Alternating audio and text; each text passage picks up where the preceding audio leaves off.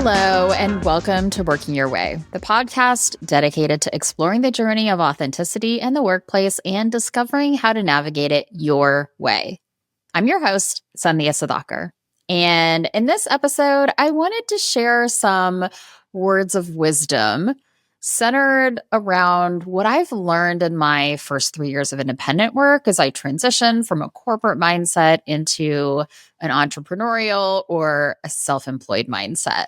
And I actually think part of me wanted to caveat words of wisdom as, oh, yeah, I can't say that. That's, self-aggrandizing. But I truly believe that for me, I learned through experience. And I've been through these last, 3+ years doing a lot of things, learning what works, learning what doesn't work, again, for me, and taking note of these shifts that I've had. And so, whether I call them words of wisdom or words of experience, it's not advice, but it's some things to consider based on my lived experience of these past few years.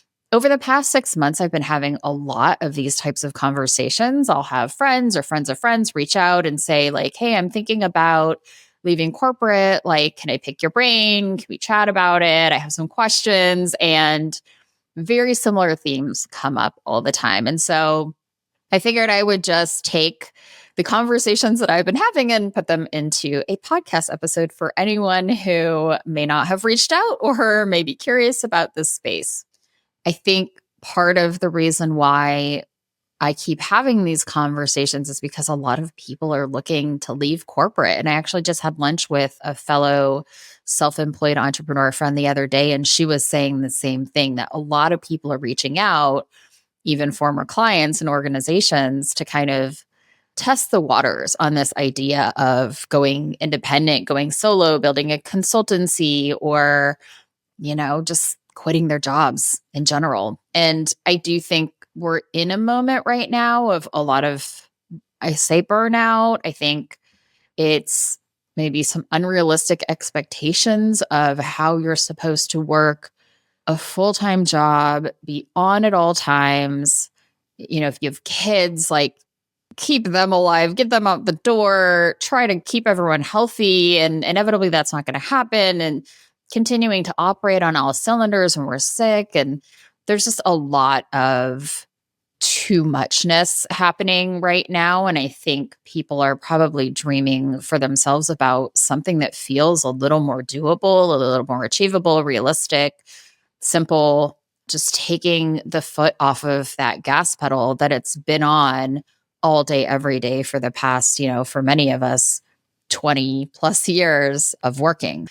I think also there might be some folks out there feeling kind of undervalued, not being seen for what they can bring to the table. I think there's the idea of maybe wanting to build something for yourself, having this kind of deeper sense of purpose, feeling like you actually are making a difference, impacting something that you care about. I think COVID really kicked this brick loose in the wall of what is it all for? But I also think even if you want to be in the corporate space and you love marketing or you love finance or you love law, there's still this element of like half of the things I'm doing in a day don't have a lot of impact. There's a lot of bureaucracy. There's a lot of politics.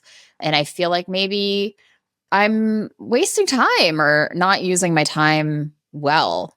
And so I think as I hear a lot more people, see a lot more people curious about this and exploring it, I really just wanted to share just a couple of things, some insights, some learning and unlearning that I've done. And I think the biggest question is like, should you do it? Should you quit your job? Should you leave corporate? Should you start your own thing? I will always be a cheerleader for folks that want to venture off onto their own and build something. And I will be very, very honest that it is very hard. There are a lot of things that, when you're in a role in an organization, you're getting a paycheck every 2 weeks or every month. You have healthcare that's highly subsidized by a company. a lot of those things are going away, right? I think the inconsistency of income, the not knowing when your next paycheck's going to come, or even for me, I had a really challenging year last year with a lot of internal stuff, a lot of family stuff, some health stuff going on. And so there were times where I didn't have it in me to go and try to drum up work and things like that. And so in those moments, I'm not making money. But if I had a corporate job and I was having a difficult time with things, maybe there were some days where there'd be some days where I could phone it in or kind of like half-ass my work and like still collect a paycheck, right? So I think that the ups and downs of it all can be really hard, but I think that it is doable for anybody. I think it's important to be honest about how hard it is, but not necessarily say not everyone's cut out for this. I think we all have natural tendencies that might lend itself to it being a little easier or harder. But I think the important part here is like thinking about what are your biggest challenges? What are going to be the hardest parts about this big shift for you? And some of those could be things like security, obviously, is a huge one. But if you're a naturally risk averse person, if you're naturally someone who kind of feels more comfortable getting direction from someone else, right? That's going to be a really challenging thing. It's not something you can't overcome, but it's something to consider. For me, one of the things as I kind of launched into this or along the way, I have a pretty high tolerance for risk. So that hasn't been as big of a challenge for me. But what I knew for a long time in my corporate life was that I am fueled by external validation, right, wrong, or indifferent. It is something that's very real to me. And it's something that I've worked on in a lot of different ways. But knowing that in a world where I work for myself, I'm not going to have a boss or a performance review or team awards that will be those things that keep me going. There won't be that great manager that I feel really seen by, that I want to work harder for. Those things go away. So for me, a big part of my kind of journey has been like, how do I get what I need? How do I also maybe not rely so much on external recognition and things like that? But I think it's important just to think about like, it's amazing. I want everybody to do it if it's something you want to do. It can be really hard. And it's not a factor of like, can you do it or not? It's like, what are going to be the biggest challenges that you have to overcome? And so like really thinking about that and being very clear about those things for yourself. Moving on to get into kind of what I wanted to share, I wanted to share a couple of things that I've learned. And I found myself kind of repeating these things to people in conversations. And I think a lot of this is what I've had to really unlearn or throw out from 15 plus years in the corporate world. So the first one is not all hours are created equally. And so this idea of like in corporate having a 40-hour work week, you're working whatever, 8 to 5, Monday through Friday. I very quickly realized that is not possible for me in my own business. 40-hour work weeks aren't doable for me because those 40 hours that I would spend in my corporate world would be like, yeah, some stuff would be like really deep strategic work, but a lot of it was kind of passive participation, sitting in meetings, contributing for parts of it or being part of processes. And so this idea of like now my hours are like fully engaged hours. I am on, whether it's with a client that I'm coaching, facilitating a workshop, or even building a deck for a workshop, like these are fully engaged hours versus kind of this passive participation hours. And I can't do 40 of those. 40 fully engaged hours is not the same thing as 40 hours of like attending meetings and filling out forms and sending emails. It's also kind of this idea of like, I'm creating most of the time in those hours versus executing, or I'm initiating versus responding to direction or things that come to me that like, hey, somebody needs this thing for me and I can respond to that. I'm now the one deciding what needs to be done all the time. And so really the point here is like, I had this moment of, I was kind of guilting myself for not working the same number of hours being self-employed as I would in the corporate world. I think I just started with that mental model of like, yeah, I'm going to work 8-hour days, Monday through Friday. And I would find myself a lot of times in the afternoon, just like my brain was fried. I was done. And I think I felt bad about that for a long time. But that's something that is important to maybe know going in and say, like, I'm not going to do that. And I think there's very good reasons for not doing that. And I don't do it anymore. I obviously don't guilt myself about it. But I spent a little while at the beginning not really making that connection that my hours now are very different than my hours before. The second one is that it is your job to manage your energy. Like, you really have to make this work well, you really have to learn how you operate best. And I think it's really important to integrate this stuff into how you build your business model, how you market yourself, like what are the business activities that you're doing. Of course, I think you should be doing something that feels very aligned and very aligned with your strengths for the actual work that you're doing with clients. But then all the other stuff around it, right? How are you doing all the administrative stuff for your business? How are you doing business development, right? Marketing activities. And so oftentimes there are business coaches or programs or things you can go through. But I think advice is perfectly designed for the person who gives it. That person had something that worked for them. They're going to tell you that's how to do it because it was successful for them. But I think that is really problematic, especially for people kind of early on coming into self-employment, is seeing, oh, this expert, this successful person did this and it worked for them. I'm going to assume, and they're going to assume that's going to work for me too. And I think that's just not the case. And so what is your way to build a business is what you need to think about. Where does your energy flow? What drains your energy? Now, in corporate, there may have been ways to kind of navigate the system and you had to do things a certain way, but now you're creating the system. So you get to do whatever you want. And so one of these things for me was like, publishing blog posts or publishing a newsletter.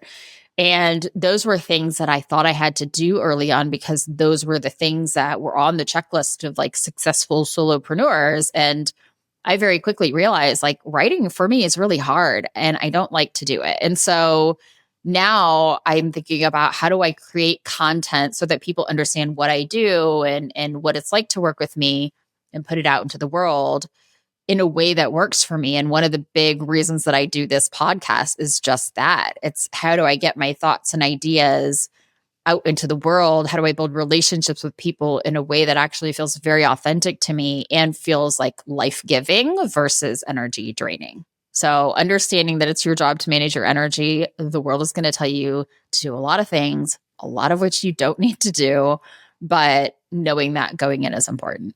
The third one is, I think, a really important one and has been kind of the mind-blown moment for a couple of people that I've talked to, but it's that success and failure don't exist when you're building your own business. And I mean that because in the corporate world are ingrained in like, you did it or you didn't, you won the thing or you didn't win the thing, you got the results or you didn't get the results, or you got the promotion, you didn't get the promotion, right? And so there's all these like kind of binaries around like, did you succeed or did you fail at the thing? And when you launch a solo business, it's really more about constantly making shifts, learning, iterating, changing what you do, changing how you speak about what you do, changing how you package your offers to clients, changing what you price them at, changing what types of clients that you work with. It's all of these like 1-degree shifts or 10-degree shifts that make you successful at this business, at having an independent business. There's not a right or wrong way to do it, but there is a respond to the market, respond to what your clients are telling you, respond to what you like to do, because there may be this really great market opportunity with XYZ type of clients, but you started working with them and you realize very quickly that actually you don't like working with those kind of clients. For me, I started working with startups, and it seems like a really great idea. And what I was noticing is, as I was working with more of them, what often would happen is they didn't have the time to invest in the work that we were trying to do together. And so they wanted kind of quick fixes, and they wanted to show that, ROI right away. And like, oh, we're going to have a 90-minute workshop, and like every bit of our team dynamics is going to be perfect after this. And so what I was noticing is, obviously, that resource constrained environment, there was extra pressure to do things and check the box. And if you're going to spend money on it, it must deliver in an unrealistic amount of time. And I think that's just kind of part of startup world. And I noticed that I wasn't helping them the way that I would want to be helping them. And so I don't work with startups very much anymore. And so I think it's those types of things where if I were to set out and say, this is my business model, I'm going to do it or I'm not going to do it, that's where success and failure comes in. But if you start out a business saying, I'm going to start here and my first plan is going to suck. My first website is going to suck. My first set of offers are not going to be as clear as they should be. Or the first time I deliver this workshop, it's like kind of going to be mediocre, which hurts my feelings, but it is. And so it's about, where are you starting? And like, how quickly do you just adjust and adapt to what is working? Your job is to learn and to move forward with the stuff that works and stop doing the stuff that doesn't. And so if you think about it, I think that's the biggest thing that holds people back from starting a business is like this fear of failure. Like, what if I do it and it doesn't work and I gave up my paycheck and then I'm going to be, destitute. And it's just not the case. When you work for yourself in an independent type job, right? A consultant, a coach, a freelancer, it's just about starting somewhere and making those shifts as things work and don't work. Throw out the idea of you're going to succeed or fail, because you're probably not going to do either when you start, to be honest with you. And so that brings me to my next point, which is stop planning and start doing. You have to start somewhere. It is so easy, especially for kind of type A, like organized former corporate people. I did this too, right? It's just too easy to sit alone in a room and create the perfect brand for your company and build the website and register your LLC or get your trademark and do all these things, right? Before you actually start doing the thing. And that adds to this idea of success or failure, right? If I've put 3 months of work into creating the perfect website with this offer and this brand and all of these things, and like that doesn't work out the way that I want to, I'm going to feel like I failed. But if you just start operating, just start doing work with clients, just start experimenting, you can shift and shift and shift. And then at some point, you will get to a place where you feel like you kind of know what you're doing and you've done it a couple times and you know it works. And that would be the moment where, and maybe at that point, you have some income from your business, right? You can like pay someone to build a website for you. You can pay someone to do your branding. Like you could do some of these things, but you have a little bit of experience under your belt and you've tested and tried a couple things and you know that they work.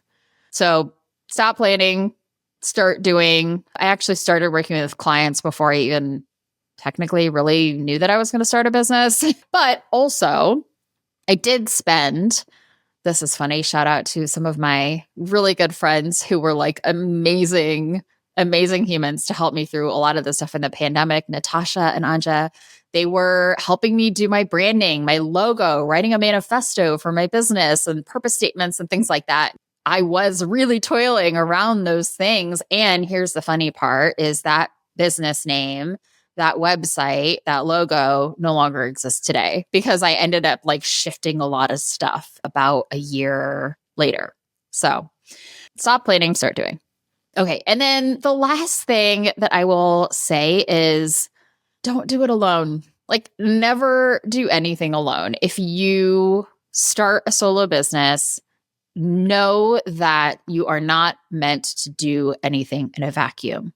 It is a waste of time. It is a waste of energy and frankly, your sanity and mental health, because there is a lot about doing independent work that is really difficult, especially if, like in my business, I am the product, right? So there's emotional ups and downs, the fear of like, you thought you had this contract and the client canceled at the last minute. Like there's a lot of that stuff that will happen. And if you try to just endure it all yourself, like you're going to burn out very quickly. And so find a community, build a community, do it through a class that you might be taking, a certification program that you're doing to kind of build up your credentialing and whatever you're doing. Maybe there's an accelerator you can join. Maybe there's a co-working space you can be a member of. There are all sorts of networking events, all that type of stuff. Whatever it is, start to build your circle of people that you can bounce ideas around with, that you can vent to, that you can call up and talk about like just the crazy situation that you had with a client instead of trying to carry all that weight yourself. Do not do it alone. Don't try to do it alone. Start out with building kind of that circle of people that you can count on. Also, like reinventing the wheel is just the dumbest, don't do it. And so there's always someone out there who can help with something that's done it before, that has a client contract that maybe you can use a starting point and adapt from, or has tried a couple of different ways of doing bookkeeping for an independent LLC and they have a better recommendation for you, right? There's like always someone who's done it before. And so find spaces where you can really lean on people and ask, and don't, toil away independently, feeling the weight of the world on your shoulders. It's not good for you. And it's not good for the people around you. Some of the communities that I have been a part of, where I've taken people with, like met them in these things and just, built really strong relationships with, my master's program that I did during the pandemic. I have met friends on the internet commenting on each other's Instagrams, and then we decide to have a Zoom and then we plan things together, or we're working on things together all of a sudden, right? So like you can find them everywhere. Also, I had joined a virtual community during COVID. This virtual community was like a travel company that created a virtual community as travel was shut down. I did some workshops there, like met some people, one of whom I just went on a trip with a couple of weeks ago. And then I have some friends through, like I said, through my master's program, but also friends of friends who connected me to them. We hit it off. There was also a program I did called Indie Collective, which I talk about to everyone who will listen. It's kind of a curriculum that you can go through as an independent contractor or freelancer or consultant, how to build your business model and all of those kinds of things. So that was like an amazing resource and an amazing community from which I have a couple of people that I really talk to very regularly, including Arden, who was my co-host at the end of last year for the Let's Talk About Labels series. So there's a lot more that I could share about the tactics of getting started, but I'd love to hear your questions or some of the things that you might be wondering about. You can always reach out to me on LinkedIn, Instagram. You can email me at hello@selfatwork.com. But those are my kind of learnings, unlearnings. 40 hours is stupid. Not all hours are created equally. It's your job to manage your energy, and you really have to learn about how you operate best. Stop thinking in terms of success and failure and think in terms of what's working now and what's not working, and how am I going to shift tomorrow? Stop planning and start doing. Don't create a perfect business before you've even worked with a client, and never do it alone. Go build community, build your circle of people who are your trusted advisors and thought partners and emotional support through all the things that you're going to inevitably go through. So I will share a couple of resources for now. All of them are Working Your Way episodes, but episode 11 is called Should I Quit My Job? So if you're exploring that question, you can ask yourself some things to reflect on that we talk about in that episode. If you're in that moment where you're like, I don't know if I should leave or not, episode 11, Should I Quit My Job? Now, a bit more on some of the tactics of figuring out a business model. Episode 16 is about, should I go independent, go solo, be self-employed? And that's really about exploring different types of solo work. So consulting, coaching, fractional work, or more of an agency model. We get into a couple of different ways that you can do this type of work, whether it's solo, or solo within kind of more of a collective, but that'll give you some more tactical insight on different kinds of models. And then 50, which is behind the scenes of this podcast. And I think this one I wanted to call out because it gives you a pretty deep insight into how I've made decisions in my business, specifically why I decided to start a podcast and use a podcast as my main method of, marketing or content creation. And I talk about, how it works for me and how maybe you can think about what works for you. So that one's a little bit more indirect of a resource, but you can hear a lot more about my thought process there. Like I said, please reach out. Tell me what questions you have. I'd love to hear about what you're wondering about. Reach out on Instagram, LinkedIn, or send me an email. And I would love to hear what landed with you from this episode.